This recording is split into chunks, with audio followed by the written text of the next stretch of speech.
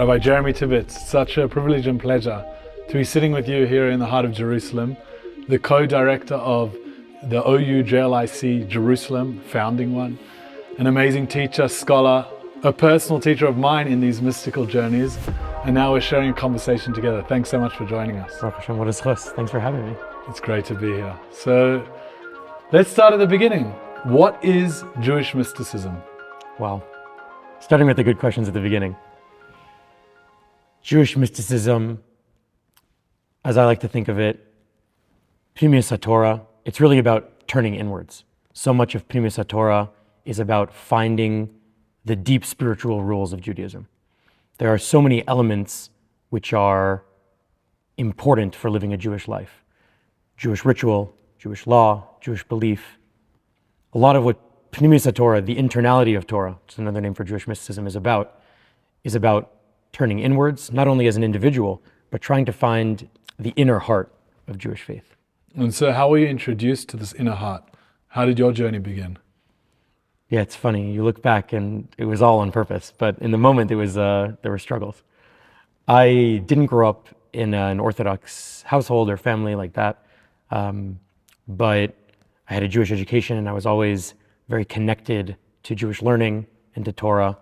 And as part of that journey, I ended up coming to Israel when I was 18 and learning in a yeshiva, institution of learning. And for the first time, I was exposed to Chassidut. I didn't know what I was getting into. I just was in a chavrusa, study partnership, studying together with a teacher, and it changed my life. There was something deeply healing about the Torah, therapeutic about the Torah, inspiring about the Torah. And really from that first exposure, that's what I left Israel and went to college with, and where I started to first invest really deeply in learning these mystical teachings was through that. That was about 10 years ago, and since then it's really become a central core part of who I am, where my soul is from, and what I have to share with the world. So it started with these Hasidic teachings, and after 4 or 5 years of that, I was looking for more from them. I was looking to understand them in a deeper way, and that brought me really into the learning and study of Kabbala, of the sort of core Jewish mystical teachings. Amazing. I mean, you've, at the time of releasing this, hopefully just finished all of Kitvei Ari, all of the writings of the Arizal, and you've really studied so many of the canons, and you're my youngest guest on the show. How did you do that? How in 1 decade have you gone on that journey and stayed grounded and really been through these teachings? I think the first thing that comes to mind is a little universal. So many of us have the chance to find our piece of Torah that really speaks to us. The Torah is filled with different genres, different types of teachings, different teachers. I call it luck sometimes, but really it's the divine hand guiding it. I was really lucky at a young age to find my area, to find my piece of Torah that really speaks to me, speaks to my soul, and lets me connect to Torah in that deep way. When you find it, there's nothing like it. I mean, the rest of the journey happens for you. That's one piece, I would say, the more universal piece. Specifically with these teachings, I had really, really great teachers. They call it Kabbala, means receiving, because you're meant to receive it from somebody, to be part of a chain of transmission. I was very lucky to be put in exactly the right places to find the people who I needed to learn from, who really put me on my feet, and who were the type of people who I needed. People who told me, these are the foundations, these are the important pieces, and it's on you now to do the reading, to fill it in for yourself. Everyone has a different sort of need of how they have to learn it. For me, that was really the right path. So in an ideal world, would all Jews be mystics? Such good questions. I'm not sure that these teachings have to be for everybody. Sometimes people get really into this sort of genre of Torah, into Pnimius, and they start to feel like everybody has to be into this. It's because we love it. It's because it's who we are. And so we want to share it with the whole world. And a huge element of Pnimius is sharing what you have as well. That being said, it doesn't have to be for everybody. I think it gets sometimes a bad rap. Sometimes people imagine it as an anti-rational set of teachings. I really don't think it's that. That it doesn't have a logic. I really don't think it's that. But for people who are looking for different genres and different things, I think that it's totally okay not to be a Jewish mystic. I do think there is one piece of Jewish mysticism which everybody has to, in our generation especially, hold and feel, which is all of these disparate teachings and teachers and genres of Torah are united somehow. And Jewish mysticism, Pnimius Torah, is about finding that uniting point. And it's okay if that's not the lens through which you do it. But without that, we're missing something as a generation, I think. So that uniting point ultimately emanates from the point of points, which is the source, which is God. When I say God, what does that mean? Yeah. One of the beautiful things that I really connect to in Pnimius Torah is that it maps out different types of relationships that we have in our lives, with the people around us, but also with God. There's a way of relating to God that matches all of the names, all of the attributes, everything that the Torah is replete with in helping us understand God. All of these become whole, defined relationships through the lens of Pnimius Torah. There's one of the things that I really find powerful about Pnimius Torah, which is the idea that one of our relationships with God is as Ein Sof, as the infinite being, as the being with whom we cannot really have a true relationship with as finite beings. And yet, nonetheless, that being is present everywhere, truly infinite, filling and enlivening everything. That's one of the relationships that, for me, has been the most fruitful and the most meaningful. And it adds a whole new layer to the other types of relationships as well. Hashem is Avinu, as our Father. Hashem is Malkeinu, our King. Hashem is the God who runs the world. All of these relationships have their context, and for the Kabbalists, the Ein Sof, the infinite, unbreachable understanding of God is where they all stem from, all giving a different perspective on what God is and is always becoming for us. So if that's God, what He is and always becoming, what's the purpose of the Jewish people? We have the best job in the world. We get to reveal that. We get to hang out with that. We get to spend our time with that infinite being, to work out these new relationships, to always find in an ever-changing world, what's the stable point which reveals divinity? What's the stable point that always brings me to a higher understanding, to a deeper connection, to an expanded sense of who we are and what we do? We get to reveal that. We get to help bring that out. So the litmus test of any relationship is communication. The way we communicate to God is through prayer. But how does prayer actually work in the Kabbalistic sense? Okay, this is a great question also, because this is one of the areas of Pnimius that gets me the most excited, is the kavanot and the intentions of prayer, what it means to bring our whole selves into prayer. One of the things that can happen when a person delves into spiritual teachings is it can become about them. They can say, well, I'm trying to leave the world. I'm trying to connect to this being. One of the things that is so powerful about Pnimius Torah, about Jewish mysticism, is that it categorically rejects that. It says your prayers matter more than that. They matter more to the world. They matter more to the future of the world. The Jewish path of prayer, from the mystical standpoint, in the simplest way, is we raise up what we have here. We bring it before God, before the King of Kings, before the Ein Sof. And through that process of raising things up, of bringing them in this journey upwards towards our source, we make them better. We bring back something with us, which we can somehow use to better the world in a spiritual sense and even in a revealed sense. This is the fundamental underlying point of prayer in the perspective of Pnimius Torah. As I said, one of the things I'm really interested in is these kavanot. What are the different techniques that the Kabbalists uncovered and revealed to us in order to effect those changes and to do that?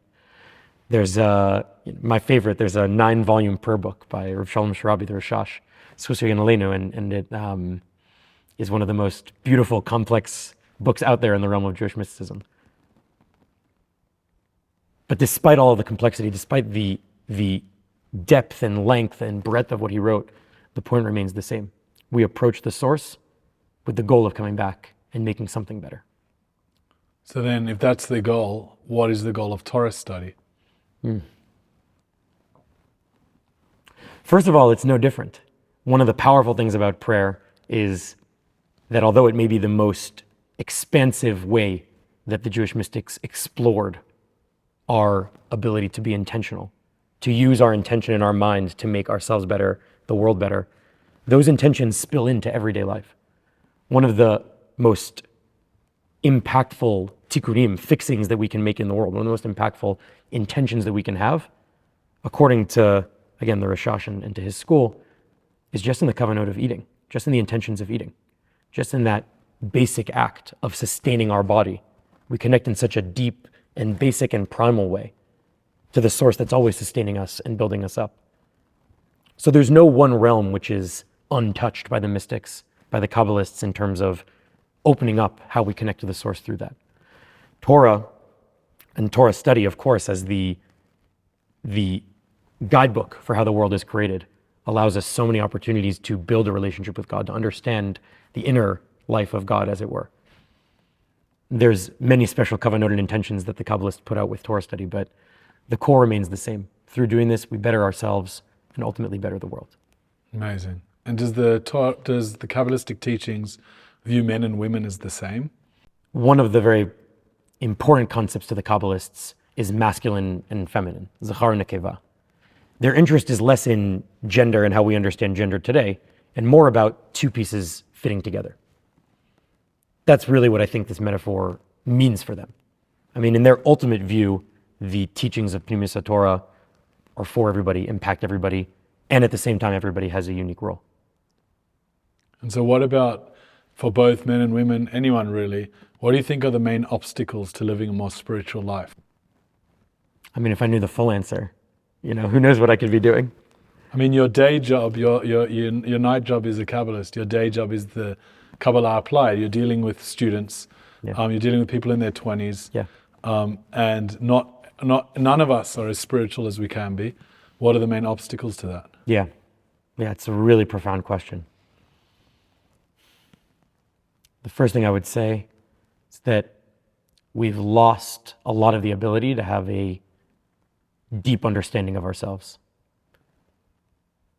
The Hasidic teachings emphasize this a lot, this idea that inside of us, the deepest layer of us is what you call the Chelek Elokam Mimal, right? This divine peace, as it were, not a real peace, but this divine spark in us that allows us to connect back. We're not our clothing, we're not our bodies, we're not our words, we're not our thoughts, we're not our intentions. We're something deeper, we're something greater. And the less time that we have to turn inwards and reflect, the less time we have to get to know that piece of us, which is connected to that source. And it creates all kinds of spiritual traps and downfalls and perils. I think there's a lot of pressures in the modern life, financial pressures, social pressures, societal pressures, that turn us away from a spiritual quest. I think that being a spiritual seeker is also not in vogue. I'm not sure that the world looks at it as something that we should all be doing. That's the ideal way to spend your life. These are the things that we have to work to bring back. So is there a way to deal with these obstacles? Like, how do we deal with that to become, if we want to, more spiritual beings and more connected to the source? One of the powerful things that the Baalei Sod, these masters who invest in understanding these secrets and these inner workings of Torah, thought about a lot and worked on, is developing techniques that allow a person to recover some of these things, right? For example, one of the more famous ones today is hitbodedut, right? Seclusion, right? Championed by Rabbi Nachman of Breslov, but really built out by many of the different Hasidic thinkers and leaders. The idea that a person creates time where they separate from everything and reflect openly and honestly to their creator, not just to themselves, but to their creator, and work that out and just try to sort of discuss that. The Musar movement also is this sort of ethical revival movement, is replete with techniques to develop self-understanding and to a certain degree self-mastery. So I think some of those are really, really critical. One of the things that throughout every iteration of the schools of Jewish mysticism and Pnimis Torah is found is chabura, doing it together, right? A chabura, which is a chavraya, as they would say in Aramaic, right? Having a community of seekers, of people who are supporting each other or helping each other. It's too many pressures for us to go it alone. And if we can find the people who are seeking how we are, who can complement us on our journey, who can not just be friends and not just companions, but true connections for us and for our souls, it helps a lot. It's helped me a lot. So that's how we take stock of and infuse our own worlds. Why did God create the world? The Arizal gives an explicit answer to this. He says, and this is already brought down even in the pre-Loranic mystics, the Ramak, Moshe Cordovero also brings this down and explains that there are things that can exist in partnership that can't exist alone. It's not at all that the Ein Sof, the unlimited being, is limited somehow. But it's rather when there's a setup where there's only the infinite without the finite, there are things which just cannot be feasibly done. When we're in relationship with other people, deep relationship with other people, we come to understand them sometimes in ways they don't even understand themselves. Part of what God wanted to have revealed is these different aspects of God that without an observer, without someone to be in relationship with, nobody else knows about. And so the Arizal says this explicitly, that God created this world so that there could be beings who are lacking, who God can fill that lack, and who can recognize that, right? On my own, I can think, I can speak, I can act. But my attributes, the things that motivate me, are only revealed when I'm in a relationship with somebody else. If I see somebody who's in need and I give them something, it doesn't matter why I did it. It reveals that there's some desire for compassion in me, that there's some desire for goodness in me that is only recognized when there's an observer. That's ultimately what gets to be revealed. All of these attributes get to be revealed through relationship. So ultimately, that's what it comes down to, is a world that can be in relationship. And so that relationship implies that we have the capacity to think and to connect and to fill that void and to tap into that deficiency. Does that mean we have free will? And if so, how does it work? First of all, in Jewish mysticism and in Pnimis HaTorah, whenever the answer is yes and no, you're doing good. It's at the horizon of logic is where... I feel like a yes and no is coming here. You caught me a little bit. You caught me a little bit. It's one of the great paradoxes, right? But where the philosophers become concerned about paradox, the mystics see that you're starting to make headway, right? Part of the mystical dance of life is to hold two different ends of the paradox, to move between them and to find how they indicate a greater truth, right? Our logic, built on Western logic, Aristotelian logic, right? The law of the excluded middle. You can't have something in its opposite. The mystic sees something in its opposite and understands beyond my logic lies the true being who exists beyond all human understanding. So do we have free will? Absolutely. What point would there be to the world if there's no free will? But at the same time, of course we don't have free will. Of course, you're dealing with an infinite being. It's so beyond our comprehension. The mystics would say, rather than tying ourselves in a knot about it, to live in the in-between and to try to harness the energy that comes from going back and forth between the two extremes. So we're living in between the creation of the world in its utopian Garden of Eden state and the Messianic times. What does Mashiach mean? None of us are here without a good reason. We all have a purpose to serve. One of the deeply powerful things that Pnimis HaTorah teaches, and that I connect to with it, is that the work is never done. You're dealing with infinities. You're dealing with things far bigger than anything we can comprehend. Sometimes we imagine Mashiach is the end of the story, and that's a totally sound belief. I don't have any qualms with that belief. But one of the things that the masters of Sod subscribe to and bring out is that it's a never-ending story. It's always growing deeper.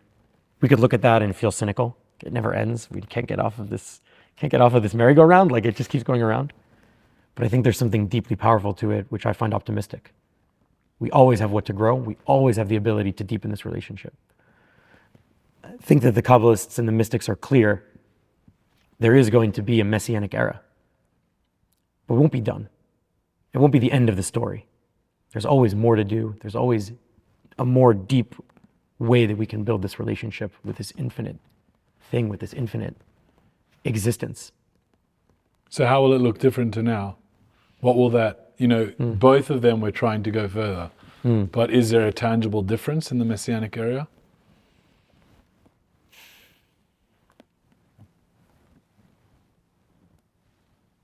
First of all, none of us truly know. I don't really know. I think there will still be the laws of physics. I assume. I don't know all of it or all the answers. When I think about what will be in Yemot HaMashiach and what will be then, the change may not be in what you call kamut. It may not be in quantity. Just say the world itself may not look so different, but it will be different in ichut, in quality, right? Meaning the relationships will be deeper. The connections will be deeper. the meaning will feel more present.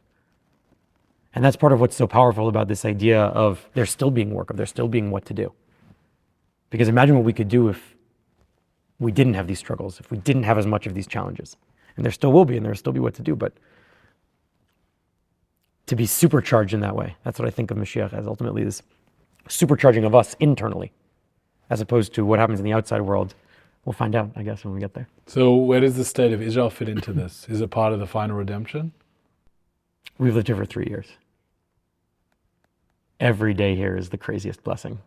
It's not obvious. It's not always easy. This year has not been easy. These years have not been easy. But to be in this place, to be working on this project, there's nothing like it. That I can say for sure. I don't see the resolution to the story that isn't built here, centered here, happening here. That's part of how we ended up here. Amazing. So what is the greatest challenge that the world's facing today? To think on the scale of the world is hard, but important. I'm thinking more and more about a lack of hope as one of the most basic, fundamental human needs to make change. There's so much in the world to change. And if we don't have the belief, the simple faith and hope that we can be part of the change, we resign ourselves to ruin. One of the powerful things about so many of these teachings in Pneumius is that they offer hope. The Arizal, one of the most foundational concepts that today has reached many corners of our world and influenced broader culture even in its own way, is this idea of shvira, that the world is built on brokenness, that the world began with brokenness. We're born into a broken world, and we find that we ourselves are also broken in that world. A person could resign themselves to that fate. They could look anywhere else around them for somebody who can come and fix them. And the Kabbalists give a different answer, which is you have the awesome power to be the mover of your own fixing, of your own healing, of your own growth. These are teachings that have sustained generations. There's academics who see the emergence in some ways of many of these teachings of Pneumius HaTorah as responding, revealing these ideas in response to the tragedies that Jews were undergoing over the generations. And the need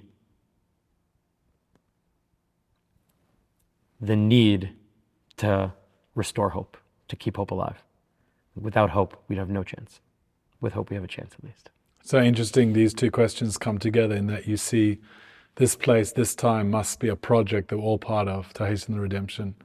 And that hope sits at the center. And somehow, the anthem of this place is Hatikva, is the hope.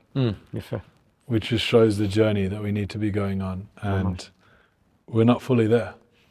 But these times are different. How has modernity changed Jewish mysticism or changed the way we relate to it? I can say for me, I feel so lucky that I was born when I was born and living in the world that I live in. So many of the mystics who we know about because they were not only there to reveal those teachings and they had their unique contribution to the mosaic of Pneumius HaTorah, but they also had people who were ready to learn with them, to sit with them, to record, to pass on those teachings and make sure that they were codified. Who knows how many mystics we didn't meet or hear about because they didn't have an audience. They didn't have anyone helping them write, helping them teach, helping their teachings get out. I think all the time about how without access to people who are out there in the world, just to be connected to people through the internet, for example, I don't know if I would have ever been able to learn any of this stuff. I think one of the things that it has done is opened up the ability of people who want this to find it. It didn't used to be that way. It used to be you had to be born into the right place or find the right teacher. And all that was contingent on being able to have freedom of movement to go where you wanted to go. One of the challenges on the flip side that modernity presents to Jewish mysticism is skepticism to religion in general. One of the stats that I think about a lot, the statistics I think about a lot, is that although people are shying away a lot from institutionalized religion, many of the people who are doing so still have some kind of spiritual belief in God, spiritual practice. Pnimis Torah is homegrown. It works in the context and lens of Torah. And so sometimes when you separate that out from the rest of Jewish tradition, it becomes something that to me feels not recognizable. So for me, the more the teachings bring me into learning Torah, into Kol Torah Kula, the more I find that I'm on the right path. So you talk about this homegrown nature of it, indigenous specifically within the Jewish tradition. How do we differentiate that from other mystical teachings, from other mystical traditions, religions, cultures? Is there something unique about Jewish mysticism? Yeah, I think about this a lot. This is a great question. There are academics who write about these kind of things, right? Moshe Idel writes, you don't see really any other mystical traditions that work so much with particulars, right? There are so many universal ideas in religion in general, and in the way that a human being as a human being creates a space for spirituality in their lives. But one of the things that is definitely unique about Jewish mysticism is how much we work with the details, the pratim. And it's true of Jewish tradition in a broader sense, right? There's a halakha, a Jewish ruling for everything, right? 2 Jews, 3 opinions, we say. And so I think one of the things Jewish mysticism does very powerfully is, rather than taking us to some abstract place outside of the world, is always directs us back into the particulars of the world, right? We have concepts in Jewish mysticism like dvikut, right? Cleaving to Hashem somehow, maintaining and cultivating a direct connection to Hashem, right? Receiving shefa, of having this divine flow, this spiritual flow that enters you and changes who you are, right? One of the names for the spiritual energy that the Kabbalists give is mochin, consciousness, right? It's a new consciousness. But all of these bring us back into the particulars of our life, right? If a person's sitting and they're trying to be in dvekas all the time, and it's not deepening their relationships with their family, with their friends, the way that they conduct themselves in the workplace, they've missed the boat. And one of the powerful things about Jewish mysticism is that it has never turned away from those particulars. And that's true in how the techniques are structured. It's true in how the worldview is structured. And it's true in how the ultimate purpose of it is structured, right? To bring us back into this world, to do something in this world, within the particularism, even though we have this source, this universal singular source, to work in the details and in the multiplicity. But as you alluded to, the particulars are expressed through Jewish law, through halakha. Can one that doesn't practice the Jewish laws, i.e. may not be classified as religious, also access, learn Jewish mysticism? There's a lot of people who are scared of that.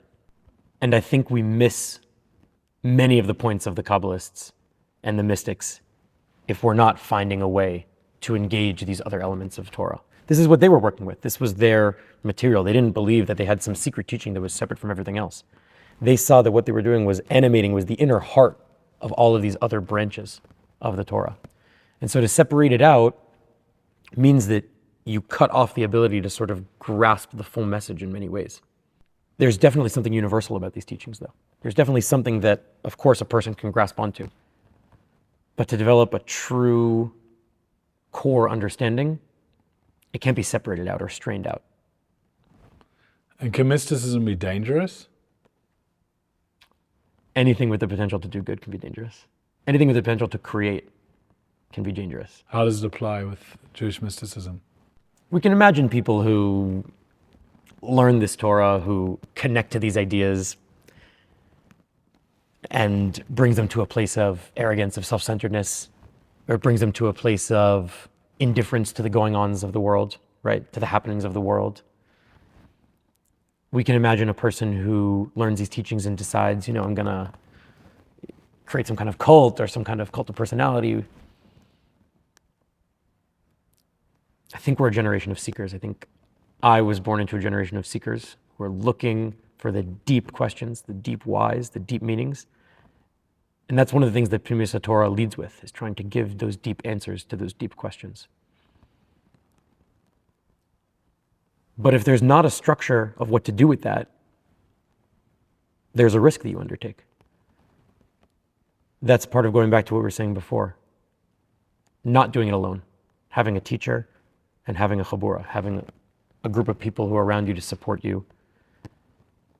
Through those, if you're learning with somebody who has already been there, and if you're learning with people who also want to be growing in the way that you want to be growing, you set up, I think, the most important safeguards. Prevent yourself from lapsing into, some kind of self-centeredness or ego-drivenness or indifference to the world, which is also not true to the teachings themselves.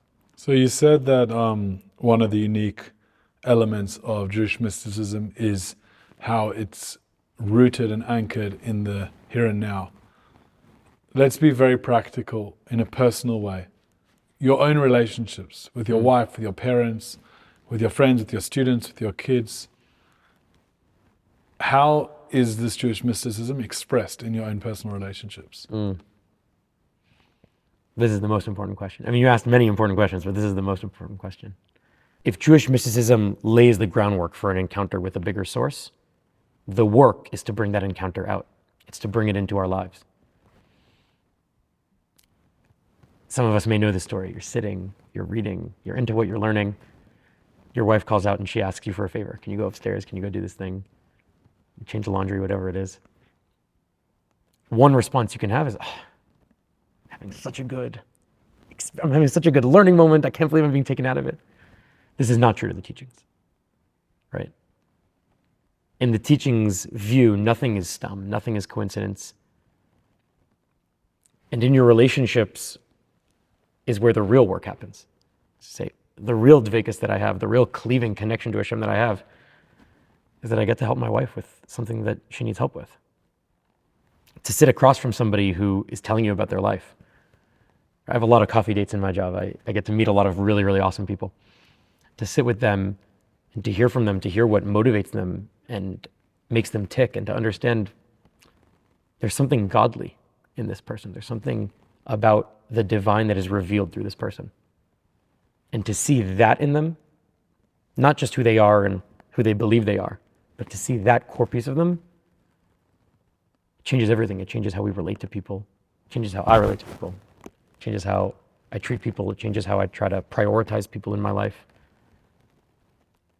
It allows me to be my best me, because my encounters are always the deepest encounters. You have to work on yourself. Avodah pnimit. It's pnimius haTorah because you have to look inward. How do I become better? How do I become a better listener?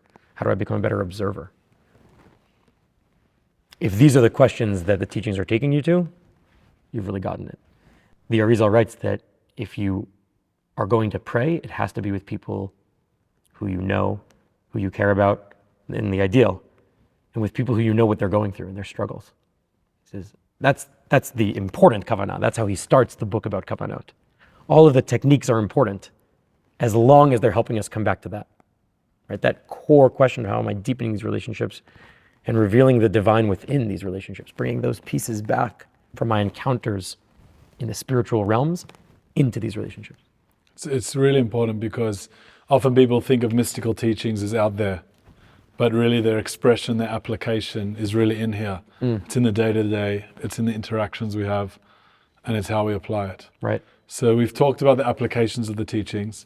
We've talked questions and asked you questions about the teachings. I'd love to end just with one teaching. Can you share with us one powerful Pnimiyut Torah, one powerful Jewish mystical teaching that inspires you or that you've thought about recently? Yeah. So like I mentioned, what really I connect to the most is and really engenders my view of the world is the Rashash, Reb Shalom Sharabi. And his writings are really in code. I mean, it's very difficult, but the decoding is my favorite part. So that's what motivates and excites me. One of the amazing teachings that he offers is he lays out the structures of the world and of the spiritual realms, right? The mystics generally have a doctrine of 5 major spiritual worlds stacked on top of each other, right? And most of his work, this work called Rechovot Anar, Akdamat Rechovot Anar, is really just trying to show you how infinitely layered all of these worlds is. And every time you zoom in on one piece, you find the whole picture once again. And as he's describing it over and over, it starts to feel all of a sudden like maybe you can't make any headway. I mean, if there's infinite rungs to the ladder between me And Hashem, how do I climb the ladder? And so he introduces this unbelievable idea, what he calls itkalut v'hitkashrut, that the worlds come together and are tied together. Without getting into the mechanisms and the details, he says the ultimate result is the worlds reorganize. And rather than being stacked on top of each other, they become interlayered with each other.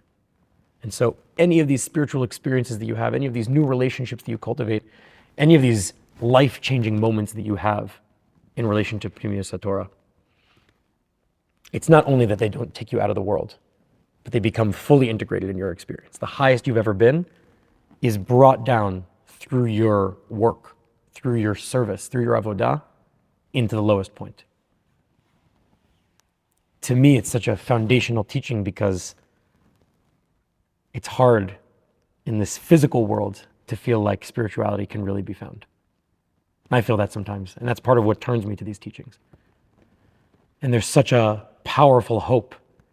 Again, and the techniques as well are amazing, but such a powerful hope in the idea that when you do your work right, it's not about ascending out of this world, but it's about pulling those deepest and highest pieces, those truly infinite moments, those moments where everything fits, where everything makes sense, can be pulled down into our world. And what it means for us is that our world was ready to be spiritual. It was ready to be deeper. It was ready to be infinite. It wasn't our job to build it that way as much as it was our job to reveal it that way. The profundity of that is that really the lowest points have the potential for the highest experience. Yes. And yes. that's really a revolutionary, radical idea. And I think what I've seen with you, what I've known you as, is someone that really does that. You know, in those coffee dates, in the day-to-day, with your children, with your wife, with everyone you encounter, has been a real privilege to share this conversation together with the world. And I hope we get to share many more things together in the future.